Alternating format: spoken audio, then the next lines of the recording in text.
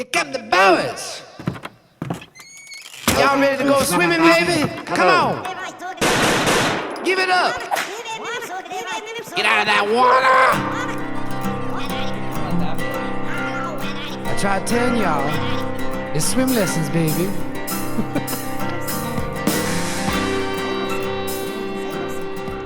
Good morning, everybody. Afternoon, whenever you may be watching this, wherever. I appreciate you being here. My name is Dallas Sanson. Here is another episode of Swim Lessons, the podcast. Today was a very, very, very fun one. My guest is the head football coach of Minot North High School. Minot North High School is a 2-year program. Brand new high school, brand new football, basketball, every sporting thing you can think of. They're all brand new. And this is why I like this story. Even just for being around for 2 years, Minot North is now the number 1 ranked team in the state of North Dakota in AA football. And it's a unique story because where Jacob Hoelman went to high school at Minot High, where his dad coached for 35 years, that was kind of his dream, to coach at Minot High. Well, that dream he knew probably wasn't going to happen. And God opened up this new door for him, and it was called Minot North High School. And now he's making the most of the opportunity. And it's just unique to see somebody live out a dream that they truly never thought they would get the chance to achieve, and he is doing that and more. So appreciate Coach Holmen. It was a very interesting conversation, and a conversation that I truly enjoyed because we touched on all aspects of football, life, everything in between, and the Sentinels, Minot North, have a huge game this Friday against Devil's Lake. It's in Minot here, and guess where you can watch that at for free? PSP Network, one of our sponsors today. PSP Network, they've been promoting local student athletes for a very long time. Right now, they're in the heart of football and volleyball season. You can find all their events and more at their website. That's psp.network. Make sure to subscribe to the YouTube channel at PSP Network. Me and Owen Patterson are going to be on the call Friday for the Minot North Sentinels versus the Devil's Lake Firebirds. There's going to be fireworks in the sky, baby. All of it and more on PSP Network. Thank you, PSP. Next up, if you're ever in Williston and you're hungry and you want to grab some food, you gotta go to River's Edge Bar and Grill. That's where everybody cool goes to eat in Williston, the heart of the Bakken. River's Edge Bar and Grill, they're known for offering the best happy hour in town, providing unbeatable deals in a lively atmosphere.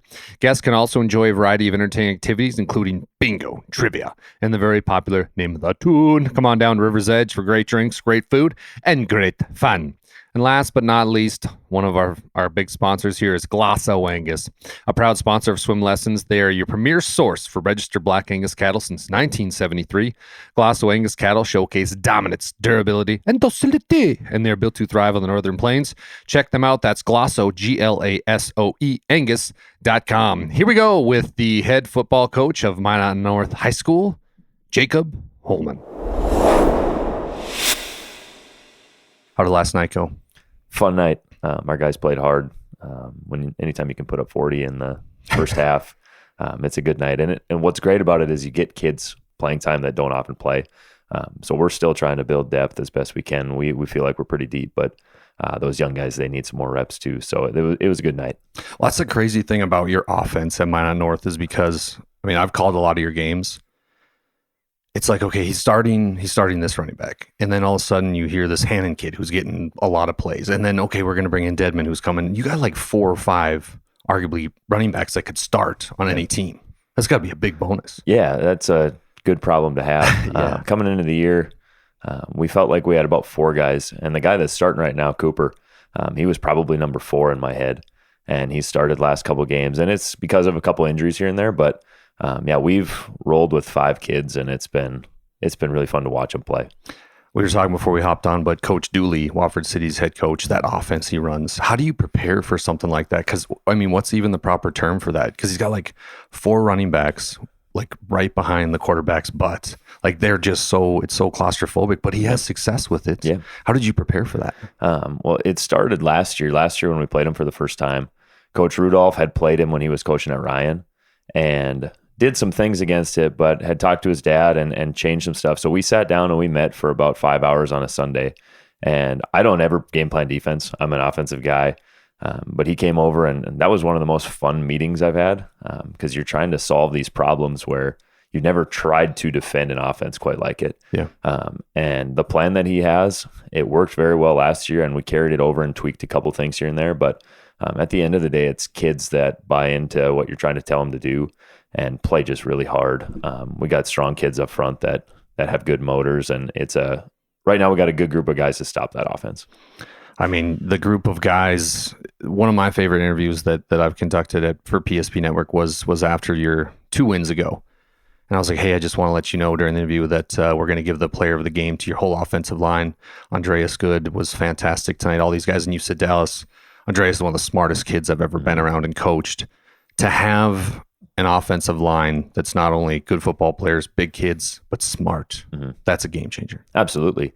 Yeah, that's the position group that I get to coach. And when I first started things, I wanted to find an O-line coach, and I couldn't find one. So I said, I'll just do it. And after doing it for 1 year, I thought, this is what I need to keep doing. And it's a lot because of the kids that I got to work with. They were just looking to learn and were not very good right away, but saw some growth. And they watch more film than any high school group I've ever been around. What do you mean? So just during school? Just on their own during Really? school. They're in Coach Rudolph's room all the time. We teach right next door to each other. Wow. And anytime that he is free, there's kids in there watching film. And is it the watching film that they love? Probably not. I think they really like being together, and they really like spending time with Coach Rudolph. He pours into them and does a really good job for us. Everybody talks about your running backs and your running game, but they forget the staple of that is obviously the offensive line. I mean, everybody knows that about football, but if you go, I got to start off with this. So when I got assigned Minot North for PSP, I'm like, it's a 2-year program. Minot High is Minot High. Yep. And Holberg's like, no, you'll like Minot North, and you're going to meet Coach tonight, because we were doing that PSP primetime show before the football. I'm like, okay. And I'd heard different things about you and how you played at UND, and then, you came back, coached with your dad. Your dad was a longtime coach. But I was still like, man, I kind of want to do Minot High. That's kind of where everybody goes. They're known. Yep. And Holberg goes, no, you're going to like Minot North. They're good, and they're going to be really good. Yep. So after that first game, I called him like, okay, I see it. And then you guys have been ranked number 1. You're 5-0 now? 6-0. 6-0 now. And it's been so fun to watch a team that lost their star running back in Deadman, and then develop this nice chemistry within the whole team. And you see a kid like quarterback 1 Blickery, who is, I will say this, one of the funnest kids to watch play the game, because he's got this moxie with him. And I don't know if this is what he's like in practice, because during the football game, you can never tell if he's winning or losing. It's like he's the same.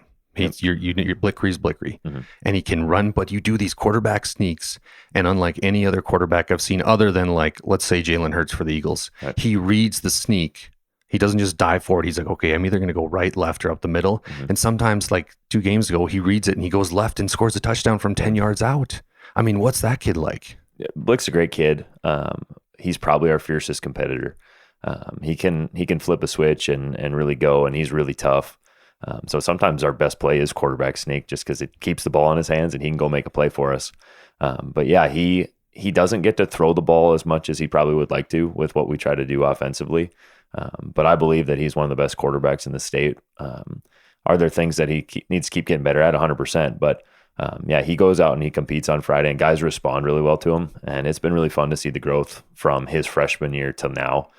Where guys really trust him, and they've grown closer together. And when he's under center, good stuff can happen. One of the best names to call in any football game is Josiah Jacquenet, the wide receiver you guys have. I think he's, correct me if I'm wrong, is he one of like the X factors in the offense? Can kind of open it up over the top.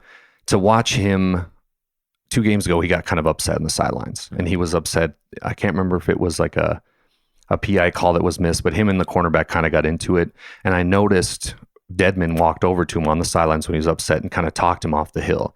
So when you talk about what makes good teams, what makes great teams, Coach Schmidt, UND, he talked about good teams are coach-led, great teams are led by players. And I feel like Minot North is led a little bit by the players. Yeah, I would agree. And it's taken time to get to that point. In the last couple of years, we've really challenged kids of, we can't be the guys who bring energy to practice. We can't be the guys when things are flat to try to raise that level. And they've done a good job. And I wouldn't say we have just one kid that's our leader. I think we got a group of guys that respect each other, and they're willing to step up when they need to. So they've matured a tremendous amount in their 4 years with us, and it's been really cool to watch. And when a kid goes down, and sometimes it happens where like you're a receiver and you're playing in our offense, you're not getting the ball a ton. Yeah. So it's easy to get down, but those guys block their tails off too. So when we rally around each other, which we've done the last couple of weeks, last year really, it's been really, really fun.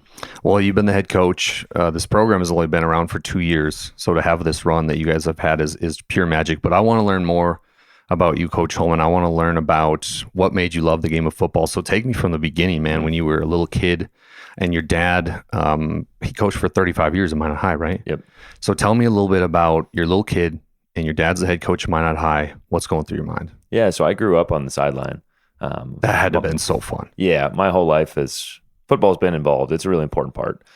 He got the head coaching job when I was in 4th grade. So he was an assistant for a long time. And I remember the day he got it when I was in 3rd grade, but his first year was when I was in 4th grade. I remember the day that he got the job. It was in the spring, and our secretary at Bel Air walked in and whispered in my ear that my dad got the head coaching job, and I wasn't really focused on school the rest of the day. I bet. But yeah, from that time on, it was almost like I knew what I wanted to do with my life, because I love my dad. He's my biggest role model, and I want to be just like him. That's what I said when I was in 3rd grade, and it's continued. So yeah, that kind of set the trajectory of what I want to do. And he was also a math teacher, so that's what I'm doing right now. I'm a math teacher and a football coach. No kidding. I'm a 3rd generation math teacher, actually. Wow. So my grandpa, my uncle, my dad, all math teachers. Jeez. So yeah, I've always wanted to do what I'm doing right now. And when he got that head coaching job, I was at practice as much as I could be. I was on the sideline. I think I missed one game of his coaching career until I left for college. And when it was the very first one, it was in Fargo. My mom didn't want to drive that far. So I was on the field with him a lot, and you have a lot of role models when you get to be on a football field and watch really good players. So like you think about like the Zach LGs, guys like that, some linemen. Mitch Haugeberg stands out as a guy that I really enjoyed watching and being around. But yeah, you have tremendous role models, and then you get to know coaches and why they coach really well. So I don't think I fully realized until I started coaching the impact that a coach can have. I had great coaches growing up, and when you're young, you don't probably think about that. You're just worried about playing the game, but you can impact so many kids as a coach, and that's been the best part of it all. I love football. I love playing football. I love coaching football, but it's all about connections with kids and trying to build them into better people. And I'm grateful for my dad and my mom. Like being a coach's wife is hard, and they taught me so much about just how to live your life, how to treat people, and why you do the things that you do. So yeah, I'm a product of really good environment at home, and yeah, my family's been the biggest impact on me, and I'm grateful that they're still along for the journey here. What did your dad do when you were younger that made you realize, okay, this is what I want to be like? First off, I grew up in a Christian household, okay, and our faith is really important, and just seeing how people respected him for like the way he just conducted himself and how he treated kids and how he built them up. There's not swearing going on at his practices. You're not criticizing kids. You're helping them. You're critiquing them, but you're trying to uplift kids and make their life better. And his biggest thing is when he was coaching, he always said, we want playing Minot High football to be one of the best experiences of our kids' lives. And I've carried that through, and I say that almost weekly, is we want playing Minot North football to be one of the best experiences of their lives. And that doesn't have everything to do with football. It has to do with building those connections. And we share our faith with kids. I know it's a public school setting, but we make things optional for them. We do a huddle before every game, and we're open about stuff. And I think that's one of the most important things I get to do in my job as a teacher and a coach is just help kids learn how to live their life and try to become successful after football. Last night's talk before the game was football is going to end for some of you guys in 6 weeks, and you won't have it anymore. And you don't realize that when you're playing. So true. You don't realize it. So just trying to get them to think of there's way more important things in your life, whether it's your faith or your family, any relationships that you have. those need to be the foundation of your life. And football is an important piece for a lot of people, but it's not your everything. And getting kids to realize that is tough. And we're just really trying to enjoy the time that we have left with this group of guys that we have, and trying to just build good future husbands, future fathers. So it's so much bigger than the game of football. And I think my dad instilled that in myself and a lot of players that he coached for a long time. That's one thing about football season is it's relatively short. I mean, basketball is relatively long. You know, the basketball coaches will tell you towards the end of the season, practices get a little bit shorter. Yep. You get tournament time. You're playing a lot of games. Football, you get one chance, right? One time per week. Yeah, you're guaranteed 9 games in Exactly. a season, and that's all you get. So I think that makes football that much more special. I agree. Because you work so hard. Most of your time as a football player is spent in the weight room, and on the practice field. And you get your Friday nights for 48 minutes, 9 times. And if you're lucky enough to play 10, 11, or 12, that's just bonus time with it. But you work so hard for such a small amount of time actually playing a game, where I think it makes those days that much more special. So when you get to high school and you know, okay, I'm going to start playing for dad. I've known a lot of kids. My dad coached me when I was in junior high basketball, and it was tough. I ain't going to lie to you. Like, you know, when your dad's the coach, it's different. I've seen some guys not handle it the best when their dad's the coach. You know, they kind of get into an argument and you hope it doesn't carry it home, but sometimes it does, unfortunately. So how was it for you when your dad's the coach, he's the head guy, and he's not got to treat you not necessarily like that's my son. You're just another player. What was that experience like? I loved it. My freshman year, I actually got to play with my brother too. My brother's 2 years older than me. Okay, I heard about your brother. He's a musician, right? Yeah. That's awesome. Yeah. What's he play? Saxophone. Whoa. Yeah. And he's in Nashville, right? Lives in Nashville. He's doing some really cool stuff. So that's awesome. Yeah. Is he in a band? Yeah, he plays in a couple groups. He's in the house band at Barstool down on No Broadway. way. So, yeah, he's gotten to travel around the country. He ended up in Japan a couple years ago playing. So what's his name? Yeah, Micah. Shout out Micah. Yeah. That's okay. So how did he was really good at saxophone in high school, and then he's like, this is what I want to do. Yeah. So my dad has a cousin, Kenny Holmen, who is a saxophone player in Minneapolis. He was in Prince's band. What? Yeah. So he's a big time dude in the music world. He was playing with Prince. Yeah. Yeah. So the GOAT. Yeah. Did he tell you any stories? I don't know much about it. Oh my goodness. That's amazing. But yeah, my mom played saxophone in high school and all that. And both my brother and I played saxophone. It meant a lot more to him than it did to me, but yeah, I enjoyed doing it. But yeah, he decided he was going to take a shot at being a saxophone player, and he went to Minot State. He played baseball there and did music, and that's hard. Like the amount of time you have to spend if you're a musician to practice and do all your classwork and stuff, and to play baseball on top of it. A lot of work. So kudos to him for doing that. That's hard. And then he went to Belmont, which is in Nashville, for grad school. And then he ended up staying down there. So wow. good place to be if you're a musician. Does he say, I hear Nashville's just growing like a weed. It's got a crazy place. It is crazy. We go down there every now and then, and it's not a place I would ever want to live, but he said he's never leaving. So really? Yeah, he loves a big city. Does he have social media? I'll have to check him out. Yeah. Okay. Yeah. All right. But let's get back. Sorry to interrupt you. Okay. So you start to play with your brother. You're a freshman. Yep. Yeah. And I actually earned a spot on the varsity team as a long snapper. Nice. So that's what I played in college. Long snapper. And that was the one way I thought I could maybe contribute. I played tight end, and I still played freshman football, but on Fridays I got to travel and snap the ball. So he was the holder on our PAT field goal team. Micah was. Yeah, Micah was. So kind of a cool deal where you get to play with an older brother, and you're learning how to play high school football still, but you still have an idea because you've been around it for so long with your dad. And the three of us being on the sideline together, that's one of my favorite years playing football. And I didn't get to do a whole lot because I'm just a long snapper, but to be there and experience it with him was awesome. And then as we continued, my role got to expand a little bit. But being a coach's kid, it does have challenges for sure. There's probably some things that you get left out of team-wise because they don't want things to come back home or something. With you, right? But the group of guys that I got to play with was a special group of dudes. There's some guys there that are still some of my best friends. When you're a coach's kid too, I think there's pressure on you, but I don't think I ever felt it. It was just how I lived. I was always a coach's kid growing up. I think it maybe makes you work a little bit harder. Yeah. And I tried to take on a leadership role and try to almost be a coach on the field because like the offense we were running, I learned it when I was, I don't know, probably second, third grade, and knew it since then. But yeah, those years of playing for my dad are awesome memories. I'd go back and do it in a heartbeat if I could. You know who Lane Kiffin is, right? Yep. I just watched the special on him, and what you just said sounds eerily similar to what he was talking about. His dad, Monty, was a great defensive coordinator. And they asked Lane, when did you know you're going to be a coach? He said exactly what you said, probably like third, fourth grade, because I want to be like my dad. Yep. He was the role model. What a special thing, man. Yeah.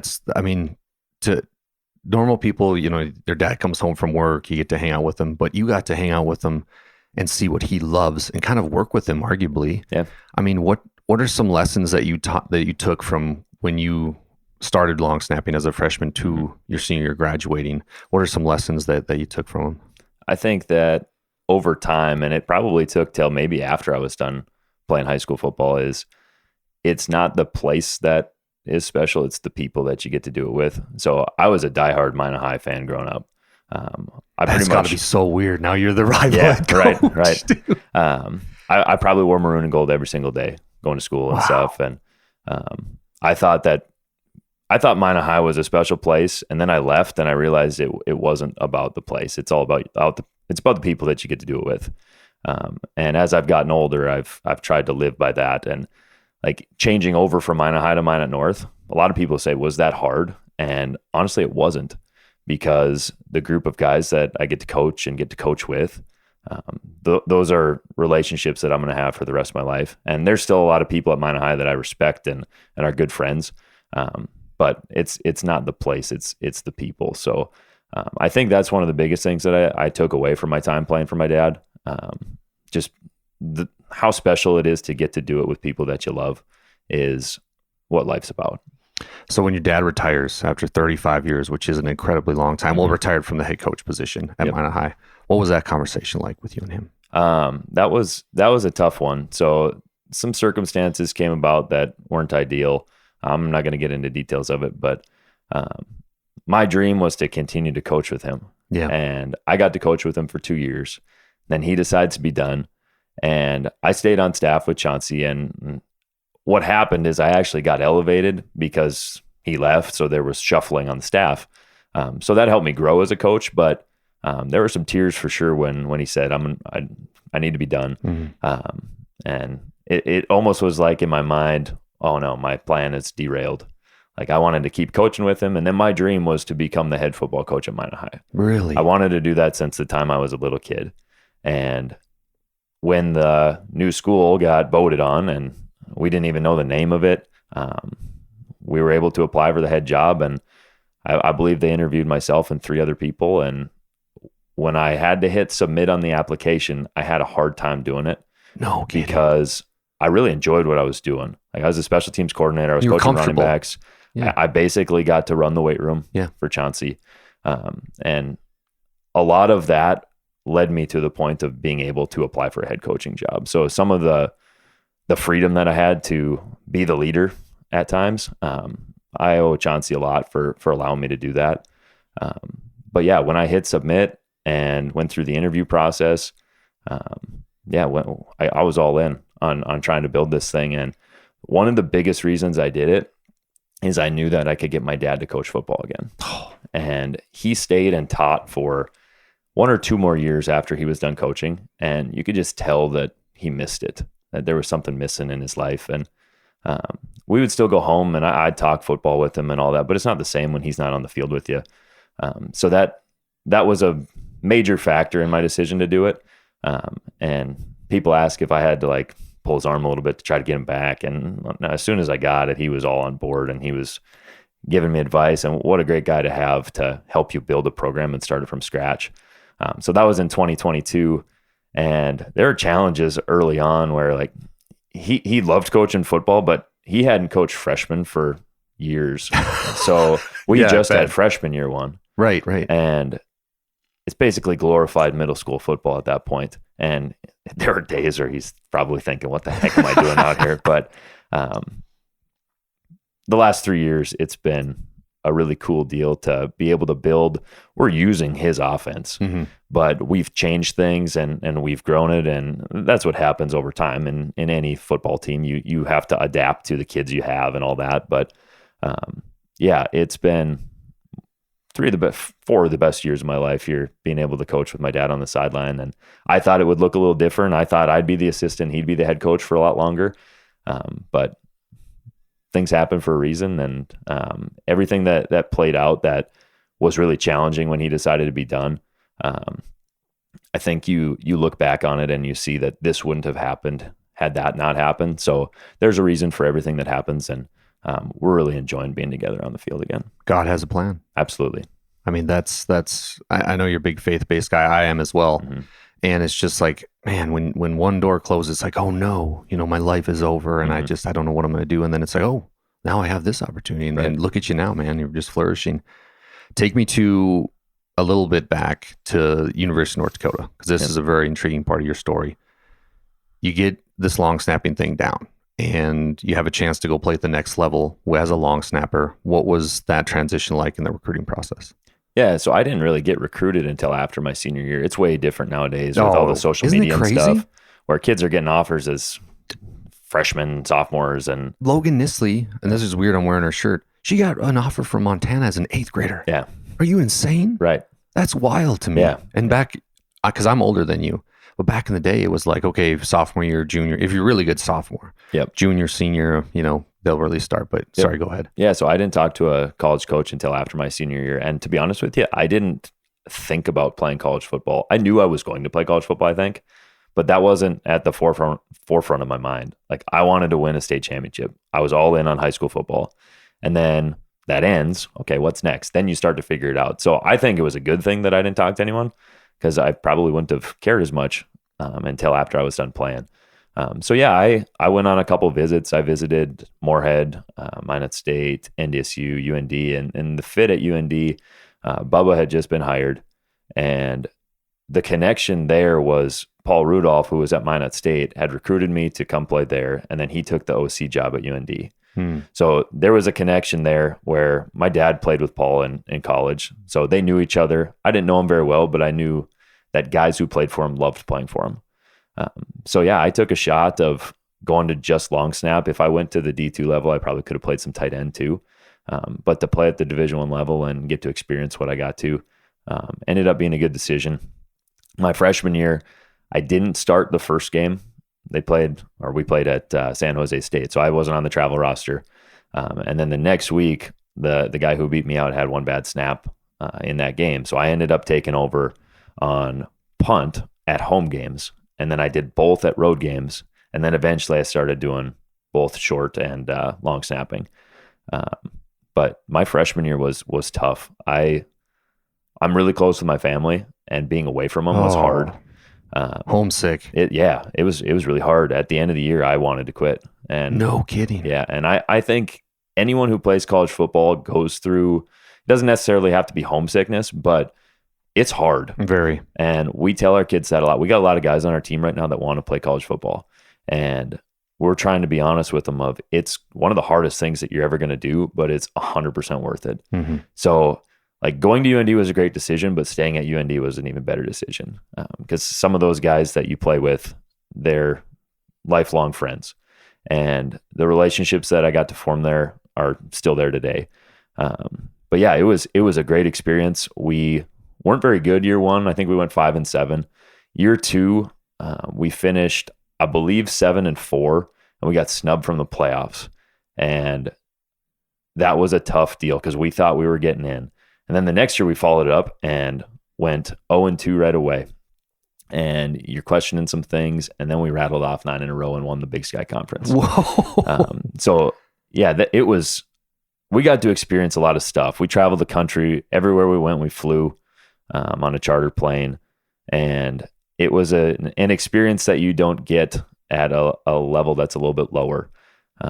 But yeah, it was a learning experience where, as a long snapper, it's not as intense as if you're a position player. You're not watching as much film and doing that. But knowing that I wanted to be a coach, I went to as many position meetings as I could. So my position coach was Coach Kostic, who's still at UND right now. He's their special teams coordinator. He coached tight ends at that time. So I sat in every tight end meeting that I could, just trying to learn football. And I think that really set me up for my coaching career, where if you want to be a good football coach, I believe that playing college football is a difference maker. But yeah, it was a fun 4 years. The last year didn't go the way we wanted. We had a lot of injuries. We struggled. But yeah, I look back at that and people ask me, would you go back and play again? And I'd go back and play again right now if I could. Starting 0-2 and then winning 9 in a row. What was the locker room like after 0-2? Yeah, we knew that we had a chance to be good, but there were a couple things that just didn't go our way. We had a couple little errors on the road. Like we played out at Stony Brook and got a punt block that changed the game a little bit. And then we went to Bowling Green, who's an FBS school, and we played really well and scored late and decided to go for 2 and try to win the game. And we didn't get it. So we're right there. And then week 3, we played South Dakota at home, and they were good. And they kind of took it to us early. I remember I talked about this the other day at our walkthrough before that game. We got our butts chewed by Coach Schweigert because a walkthrough right before the game, because he didn't think our focus was good. And looking at it from a player's perspective, like you probably don't realize it. From a coach perspective now, it's like, yeah, I get it. Like you need to be dialed in from the start. And we weren't very good right away, and then ended up winning in double overtime, and that kind of put us on a winning streak. And then my favorite game from that year, we played Northern Arizona, and they were a decent team, but it was our last game. If we won, we knew that we had at least a share of the Big Sky, and we got down early. And by how many do you remember? 2 or 3 scores, I think. Oh, so down. Yeah. Oh. And then we kind of flipped the switch, and I don't remember everything about the game, but I remember a pick 6 that Deion Harris had that tied the game, I believe. And I have never heard the Alaris Center that loud. It was unbelievable. At that time, when UND returned the opening kickoff against NDSU a couple years ago, that was as crazy as I've ever seen it. And that was a great moment to be able to witness. But at the time, it was unbelievable. And we ended up coming back and winning, and had a major letdown the next week. We were the 7 seed in the playoffs, got a bye, and then we let one slip to Richmond. I think we were up by 3 scores, and they came back, and we roughed the punter and punt safe. Wow. And kind of flipped the game. But yeah, very memorable year, and we had a lot of good dudes on that team. What's Bubba like? You hear all these great things, like in just watching, because I had Coach Schmidt on, and he had nothing but great things to say, and I just saw some videos on Twitter of him like celebrating with the team. And let's be honest, he's an older cat, like he's an older guy, but to see how he related to the players, and when he walks in the locker room after a big win, like they celebrate him, and he was just a celebrated guy. But what was he like for you? Yeah, I think the biggest thing is he's a high character guy, and the way that he ran his program is in a way how I'm trying to run our program. So he had the mantra of day by day, and you just worry about one day at a time, and you don't look too far ahead. And we're kind of in a situation where that's a hard thing to do, being 6-0, and you got noise from the outside. Coach Saban would call it rat poison. Yeah. So trying to keep things day by day, that's a big takeaway that I got from him. And then he was about championship behavior. How you act off the field has a direct correlation to how you play on the field. Go to class, make sure you're staying up on your grades, make sure you're sleeping enough, eating right, doing the little things right. Like the other week when we went on the road, our bus wasn't very clean on the way back, and I ended up staying and cleaning it up. And I talked to our kids last week of, if you guys want to be good, you have to do everything right, and you have to do everything well. I love that. So our bus was very clean last night when we got home. I didn't have to clean anything up. And then we're just trying to teach those lessons of, there's this saying of how you do anything is how you do everything, or whatever it is. And I don't know if I 100% buy into it, but you should try to do everything to your best level. So we have on our team, we have a call and response. We use the words pride, relentless, and believe. And when I say pride, our kids respond with do your best, do what's right. And we preach on that all the time of do your best doesn't mean just do your best on the football field. It means do your best in the classroom, do your best if you're picking up a locker room after a game, and then doing what's right, whether someone's watching you or not. You have to make sure that you are living a life with high character. So that was a great fortune for me to be in a locker room at UND that we were being told the same stuff. And that's what I was told in high school by my dad. That's what Coach Schweigert instilled. So really fortunate to play for head coaches that wanted to do things the right way. What was Coach Schmidt coaching when you were there? He was our DC. He was the DC. Yep.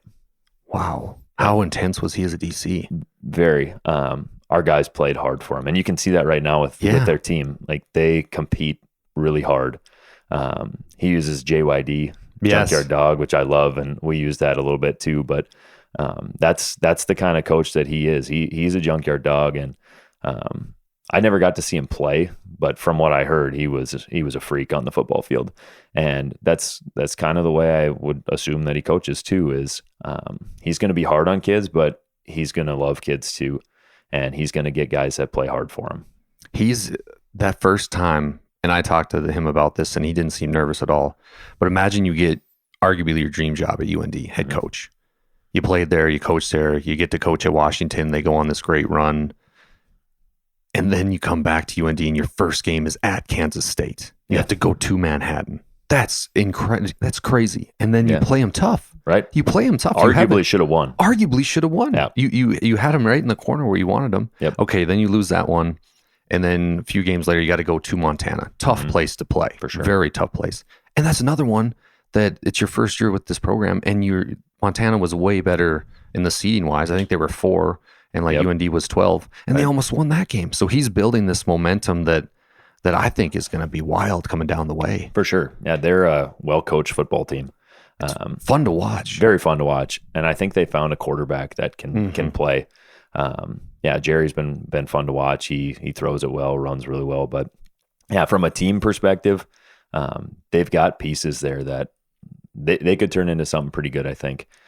Got to prove that they can win games down the stretch, I think. But they're fun to watch from an alumni perspective. This group is playing hard, and it makes you proud to be a UND football alum. I'm excited about Dang Dang, their wide receiver from Four Winds. He's playing really well for sure, and he's getting some time too. He's a big human, big guy, can jump out of the football field and athletic build. And I was talking to a guy from Devil's Lake when I was down at St. Mary's calling that game, and we talked about Dang Dang and how he's a 4.0 student now. He's going into kinesiology, I believe. Like, crazy kid and crazy athlete too. So it's good to see a kid from North Dakota making an impact. Absolutely. On North Dakota team. They've bought into that 701 deal, and I think that's awesome. That is so where sick. every North Dakota kid carries a North Dakota flag out on the field when they run on the field. And you want to win the state in the recruiting world, and they're working hard to do that. Where Coach Schmidt's a great recruiter. I got to talk to him this summer. I went and toured the new facility there. Isn't that place amazing? Unbelievable. But I texted Coach Kostic and said I was driving through town. I was on my way to coach a Shrine game this last summer, and he took me around, and Coach Schmidt was in a meeting with someone, and Coach Kostic said, "Hey, stop in here real quick." So I got to talk to him a little bit, and first thing he asked me about is how I'm doing, and then says, "Hey, is your brother still in Nashville? What's he doing? How's your dad doing?" Whoa. And it's like, how do you remember that? So you go off and he knew about me, and he cares about his kids, about the guys that he gets to coach. So he's going to win some recruiting battles for sure. And just the relationship building that's going on. It's really cool to see that at a place that's special. We got the big one coming up in a few weeks. NDSU comes to Grand Forks. You can try to go? Oh yeah, absolutely. I'm going to try to go too. Yeah, I have season tickets, so I get to as many games as I can. But one of the biggest reasons I have season tickets is so I can go to that game. Where are your season tickets at? I'm on the visiting sideline, about 16 rows up on the 35. So not bad. I could get closer to the field over there than on the home side. Yeah. So yeah, I'm not high enough up in the Champions Club to get over there, but good spots. Yeah, sure. Heck yeah. So. Okay, so when you apply for the job, you're telling me how it was kind of hard to click submit. What was the process like? Like, take me through the interview process of becoming the head coach of Minot North. Yeah, I interviewed in May of 2022, and I didn't tell a lot of people that I was going to do it, just because I didn't want. If I didn't get it, it didn't really matter. Right. I was coaching track for Minot High at the time, and I remember I left practice and got told, you don't need to dress up. Just come straight from practice. Do whatever you need to. So I didn't do that. I went home. I put my suit on. I put my Navy suit on with the silver tie because I knew the colors. And Yeah, I don't know if I fully knew what I was walking into in the interview process. There were 4 guys on the committee that all were good football minds, and some of them were coaches of mine. And I just tried to share really what my dad taught me of how do you want to run a program. I stole a ton of his stuff.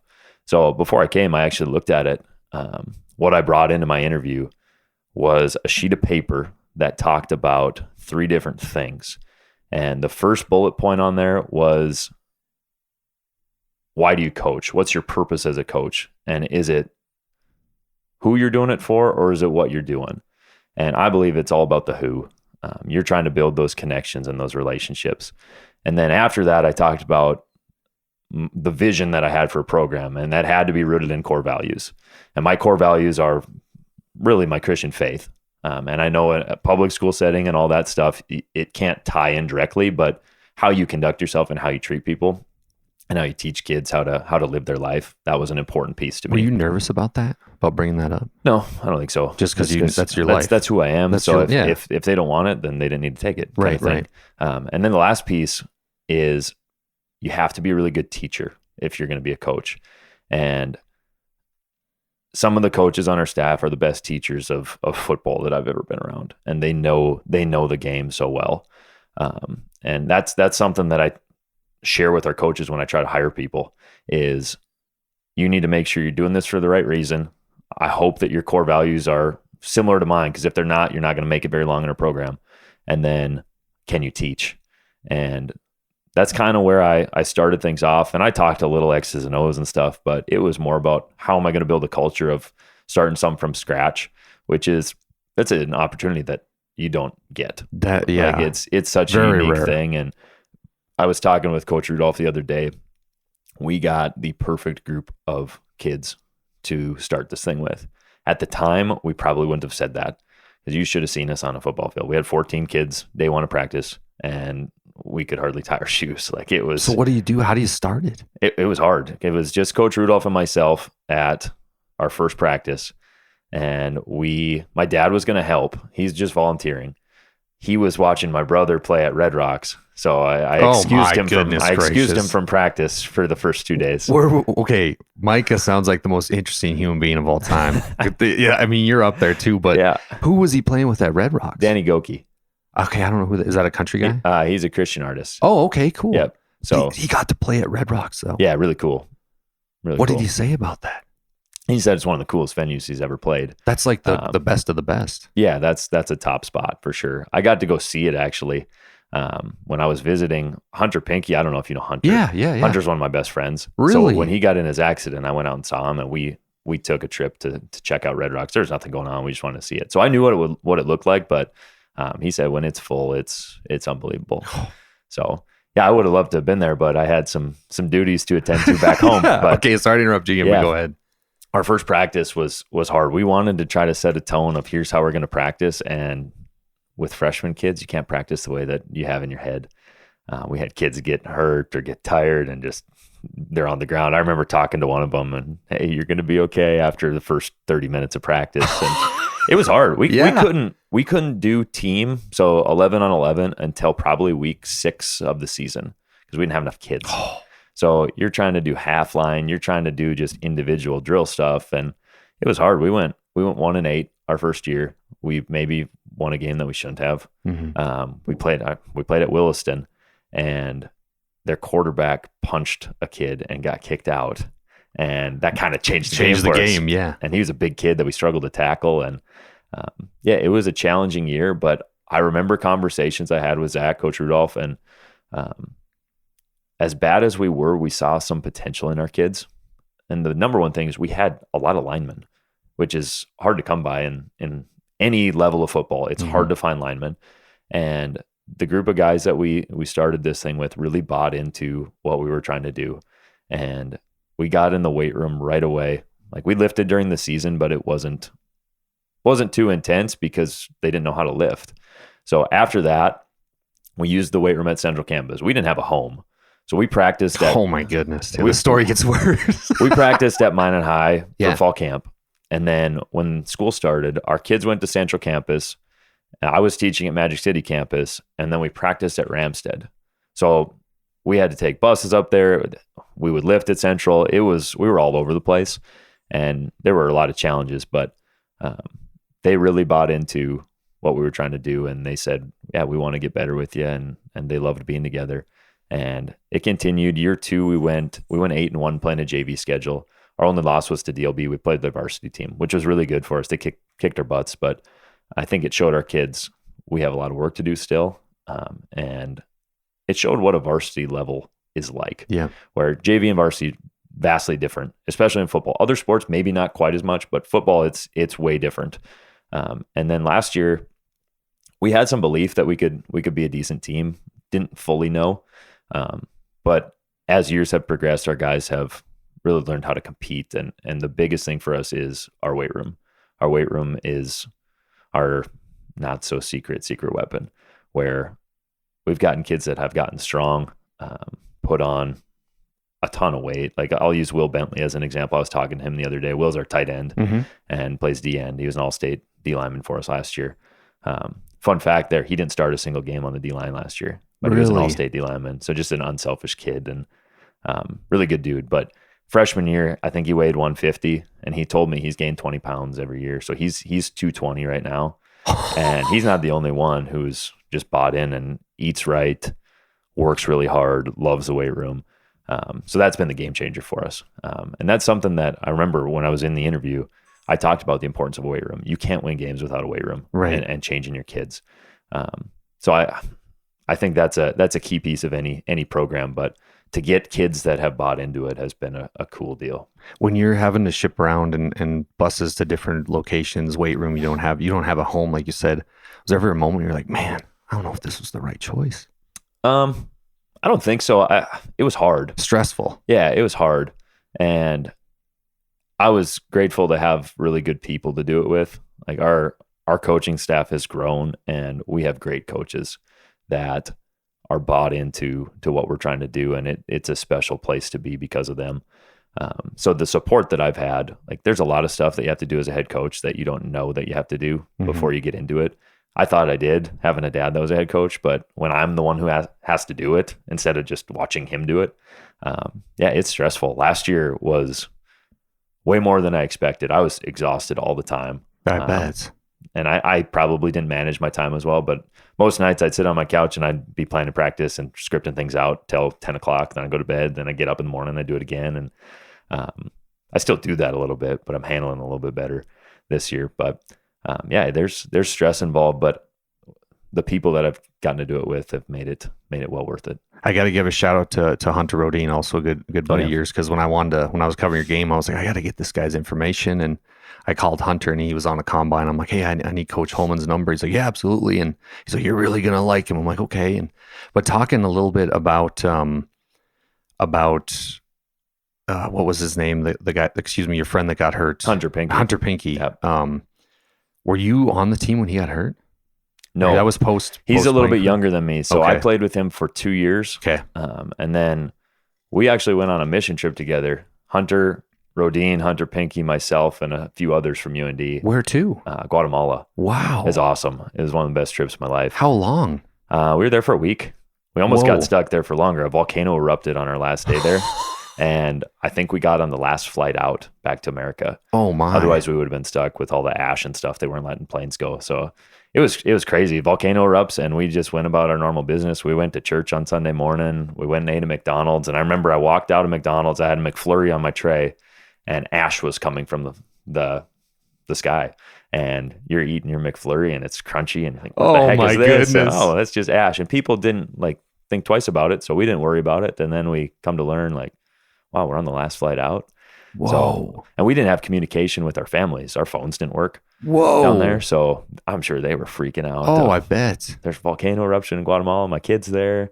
That's a whole nother story. But that's how the three of us kind of got connected. Mm-hmm. And when I went to see Hunter after his accident, Hunter Rodine came with me. So we flew down there together. And Hunter Pinky's a guy that I talk to weekly. He comes and speaks to our team every year. And he's doing some really cool stuff, but I steal a lot of his stuff. He's no bad days is his mantra. And he's speaking all over the country. So I listen to all his stuff and I steal stuff and share it with our guys, but I always make sure to give him credit. So, yeah, really, really special relationship with Hunter. Well, talking about opportunities and just kind of following God's path, if you will, when one door closes, another one opens. And I mean, what he's done after, having to go into a wheelchair, you go from this athletic guy who's playing college football to a skiing accident. And now you're, some people look at, I'm stuck, but this kid, Hunter, takes it to another level. I mean, he was talking to Alabama and their Crimson Tide football. He came to my alma mater, Divide County, talked. Okay. Like, he's just the message he spreads after a terrible accident is what's making his life brand new to him. Yeah. I mean, it's amazing. Yeah, his outlook on life is incredible. Yeah. He's doing a lot more than he probably ever thought he would from his chair than not in his chair. His life looks so much different, but he'll tell you, like, he wasn't ever down on himself. His no bad days thing is legit. Like, I know him very well, and people who listen to him speak, there's probably some that question, like, okay, this guy can't Is he have, really practicing this? right? Yeah. And he is. Like, he's an incredible human, a guy that I look up to a lot. And like, from the moment I met him, like when I was a junior, he was coming in 2016, I think, as a freshman in that recruiting class. And I'd heard some stuff about him. There's a little connection. He's from Wishick. Mm-hmm. My grandpa on my mom's side is from Wishick. So Small world. yeah, my family, my grandparents and his grandparents knew each other. And I knew his faith background. And I thought, okay, this is a kid that I think we can get involved in FCA, a kid that could maybe be a potential FCA leader someday. So I started a little group with him and Ben Belinsky. Ben was at UND then too. And we did a little Bible study together and then went to FCA. And that relationship is 100% faith-based and football-based. And it's grown a ton. So I'm grateful that God brought him into UND and we've been friends since. Yeah, I got to get him on one day, man. His story is amazing. He'll have to find time in his schedule. I know. It's crazy. He's a busy cat. Yes. Yeah. Okay. Well, listen, believe it or not, we've been at this close to an hour. Thank you again for coming in, man.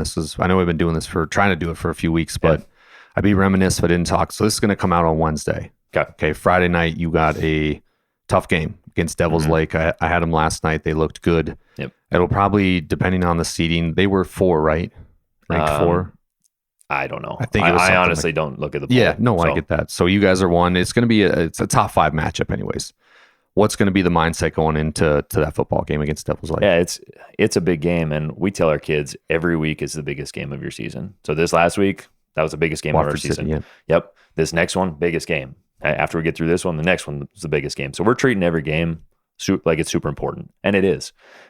We played Devil's Lake last year in the quarters, and their quarterback's really talented. He's a freak. We have a lot of respect for him. Really good athlete, like threw a perfect game this summer at state tournament. Leads their basketball team, does a lot of good stuff for him. So yeah, we have to have a good plan to try to stop him. And then last year when we played them, they packed the box against us because we're going to run the football. They just blitzed you? Yeah, they put 8 guys in the box and we kept running it, which looking back at it, I probably should have opened it up a little bit more. So yeah, today I'm going to go watch a lot of film after we're done here and have a decent plan coming in. But last year what happened is Christian got hurt that game. Oh. And that kind of changed my thinking of, okay, we've got 2 backs really that we trusted. One for sure that played a little bit more. And it was almost like we have to just survive and try to get through this game, get to the next one healthier. But yeah, it was a good learning experience for myself and our whole team of what needs to happen when someone goes down. It's just the next man up. And that changed our year a little bit, but we'll go back and watch some of that tape and learn from some of the mistakes that I made, some of the mistakes that our kids made. So it's a benefit to have played them within a year here. Yeah, man, I'm looking forward to that. It's going to be so much fun. And just the facility you guys have now at Minot North. I know you were talking about when you first started it, you didn't really have a home. Yeah. Well, now you have a home. Absolutely. It's a beautiful home, man. Yeah, it's a special place. The lights are crazy. I love them. What are those? So I think we have to have those because we're so close to the airport. Oh. So there's something where they're skinnier. Yeah. And they're all LED lights. Yeah. So I don't know the story behind it, but when I looked at them right away, I thought, like, what the heck did we me buy? too. Like, why did we get these? And they're awesome. When they're on at full blast, there's no shadows or anything on the field. It lights up the field really well. I just got it so I can control the lights from my phone now. No too. way. So I could turn them on right now if I wanted That's to. awesome. But, yeah, they're high tech and kind of the new thing that's coming around. So yeah, pretty cool. Well, Swim Lessons, a podcast about overcoming tough times, Coach Holmen, and I know throughout the podcast we talked a little about that, but leave us with something. It could be a story, a slogan that you might have told yourself in times of darkness that found your way to the light. Yeah, I just think that I've been pretty fortunate in life. Come from a good home, have gotten to do a lot of things that I've wanted to do. And it all comes back to just God's got a plan, and you can fall back on that, I think, in any time, in the good and the bad. So a verse that I shared with our team last night is my favorite verse. It's from 1 Thessalonians 5:16 through 18 are the verses. It's rejoice always, pray continually, give thanks in all circumstances, for this is God's will for you in Christ Jesus. So we talked about just being joyful and enjoying the time that we have together this season. But that's just in life. Rejoice always. Give thanks in all circumstances is the thing that stands out to me. Whether you're going through good stuff or bad stuff, there's always a reason to be joyful. And for me, it's my relationship with Jesus Christ. Like I know that after this life, I've got another life coming that's going to be far better than this one. But for those people that aren't faith-based, I hope that a seed can be planted maybe. But your family, your relationships, whatever it is, there's something there that can keep you going in times that get tough.